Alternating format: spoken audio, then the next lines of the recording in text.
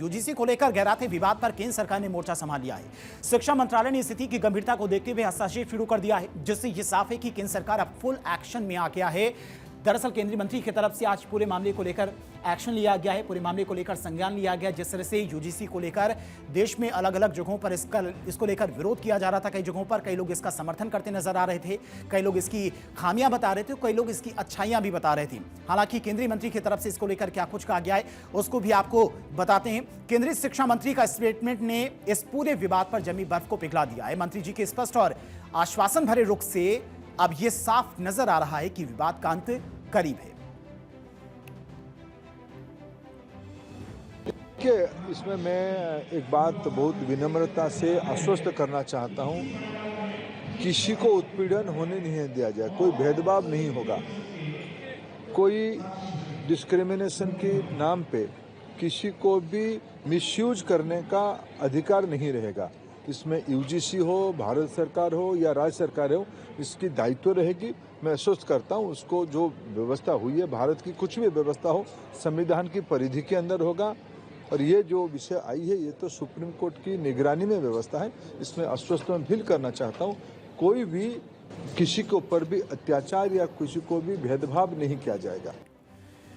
शिक्षा मंत्री धर्मेंद्र प्रधान ने आज इस कानून के संबंध में लोगों की आशंकाओं को दूर करने की कोशिश की। उन्होंने कानून के तहत भेदभाव होने की आशंका को भी दूर करने का प्रयास किया। साथ ही यह भी भरोसा दिलाया कि नए कानून का गलत इस्तेमाल नहीं होने दिया जाएगा। दरअसल यूजीसी को लेकर इतना विवाद क्यों है वो भी आपको बताते हैं। किस तरह से एक्शन लिया गया केंद्र सरकार की तरफ से इसको लेकर। केंद्र सरकार ने नए यूजीसी नियमों पर परामर्श किया है, मतलब बातचीत की है कि क्यों इसका विरोध किया जा रहा है लोगों के द्वारा, क्यों यूजीसी को लेकर देश दो धड़ों में बटा हुआ है। अटॉर्नी जनरल और वेंकटेरमणि और सॉलिसिटर जनरल तुषार मेहता से केंद्र सरकार के द्वारा बातचीत की गई है पूरे मामले को लेकर, और नए नियमों के विभिन्न पहलुओं पर केंद्र सरकार ने अहम सलाह भी इन दोनों से ली। और सुप्रीम कोर्ट के जातिगत भेदभाव संबंधी पूर्व के फैसले पर भी बताया जा रहा है कि केंद्र सरकार की तरफ से चर्चा की गई है। और सुप्रीम कोर्ट में यूजीसी के नए नियमों पर दायर हो चुकी 1 दर्जन से ज्यादा याचिकाएं और आवेदन, सोचिए 1 दर्जन से ज्यादा याचिकाएं सुप्रीम कोर्ट में अब तक दाखिल हो चुकी हैं, उसको लेकर भी केंद्र सरकार की तरफ से चर्चा की गई है। नए नियमों के हर एक पहलू पर गौर कर रही है सरकार, सूत्रों के हवाले से यह जानकारी भी निकलकर सामने आ रही है। वहीं यूजीसी के नियमों के खिलाफ सुप्रीम कोर्ट का दरवाजा खटखटाया गया है। कोर्ट में एक याचिका दायर की गई है। इसमें कहा गया है कि नियमों में जाति आधारित भेदभाव की गैर समावेशी परिभाषा अपनाई गई है। साथ ही संस्थागत सुरक्षा से कुछ श्रेणियों को बाहर कर दिया गया है। आपको यूजीसी एक्ट के बारे में भी बताते हैं कि जिस वजह से काफी ज्यादा हंगामा मचा हुआ है। क्या है यूजीसी का यह नया एक्ट? अब यूजीसी के नए नियमों का उद्देश्य कैंपस में भेदभाव समाप्त करना है। इसी वजह से यह नया एक्ट लाया गया था। इसमें बदलाव किए गए थे। जाति, धर्म, लिंग, जन्म स्थान, विकलांगता आदि के आधार पर भेदभाव को दूर करना हो, इसके लिए यह नियम बनाया गया था। सभी उच्च शिक्षा संस्थानों में इक्विटी कमेटी गठित करने का प्रावधान भी इस एक्ट में लाया गया है। हालांकि इसका कई जगहों पर विरोध भी देखने को मिल रहा है। लोगों की तरफ से कहा जा रहा है कि इसका मिसयूज भी किया जाएगा। इक्विटी कमेटी करेगी शिकायतों की जांच। अगर किसी की तरफ से कोई शिकायत आती है तो इक्विटी कमेटी इसकी जांच करेगी, दोषियों पर सख्त कार्रवाई कर सकेगी। इक्विटी कमेटी ये छूट दी गई है और इसी वजह से इसका लोग विरोध भी कर रहे हैं कि यहां पर इस कानून का, इस एक्ट का मिसयूज भी किया जा सकता है। और लगातार देखा जा रहा है कि कई जगहों पर इसका विरोध भी देखने को मिल रहा है।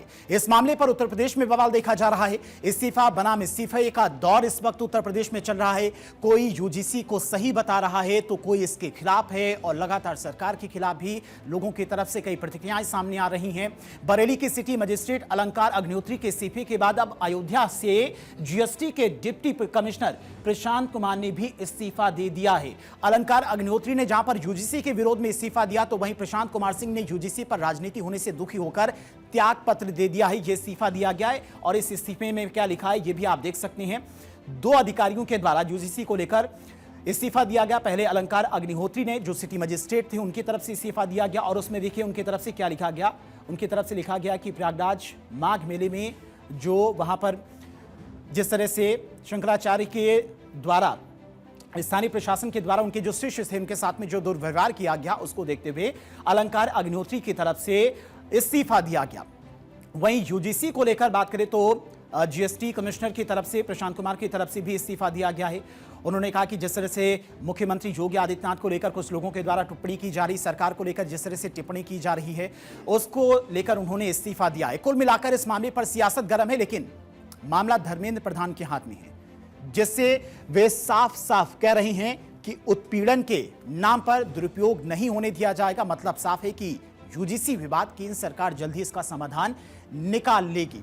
हालांकि केंद्रीय मंत्री की तरफ से लगातार ये आश्वासन लोगों को दिया जा रहा है। ये आश्वासन लोगों के कितने समझ में आता है, ये भी देखना होगा। हालांकि ये मामला सुप्रीम कोर्ट में भी पहुंच चुका है। सुप्रीम कोर्ट में भी याचिका दाखिल की जा चुकी है। सुप्रीम कोर्ट की तरफ से इस मामले को लेकर क्या कुछ टिप्पणी आती है, ये भी देखना होगा। वरिष्ठ वकील क्षितिज मित्तल हमारे साथ जुड़ गए हैं, सुप्रीम कोर्ट के वकील हैं। क्षितिज जी, बहुत बहुत स्वागत है आपका भारत 24 पर। यूजीसी को लेकर जिस तरह से देश इस वक्त दो धड़ों में बटा हुआ है और कई लोग इस यूजीसी एक्ट को काफी ज्यादा फायदेमंद बता रहे हैं, सही बता रहे हैं, तो कुछ लोग इसका विरोध कर रहे हैं। अब मामला सुप्रीम कोर्ट में भी पहुंचा है।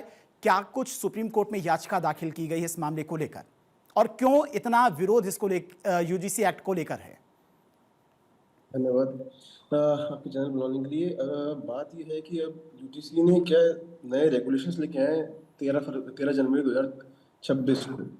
उसके अंदर उन्होंने जो डिस्क्रिमिनेशन है, भेदभाव है, वो कास्ट, जाति और जनजाति के ऊपर कर रखा है कि जो भी अगर कोई शेड्यूल कास्ट, शेड्यूल ट्राइब या ओबीसी का होगा, सिर्फ उसके अगेंस्ट ही अगर कोई डिस्क्रिमिनेशन होगा तो ही डिस्क्रिमिनेशन माना जाएगा। तो जो सवर्ण जाति के जो स्टूडेंट्स हैं वो प्रोटेस्ट कर रहे हैं और अभी इसके लिए सुप्रीम कोर्ट में एक पिटीशन भी फाइल हो चुकी है कि ये आर्टिकल 14 और 21 का उल्लंघन है। कॉन्स्टिट्यूशन संविधान का जो आर्टिकल 14 का उल्लंघन है।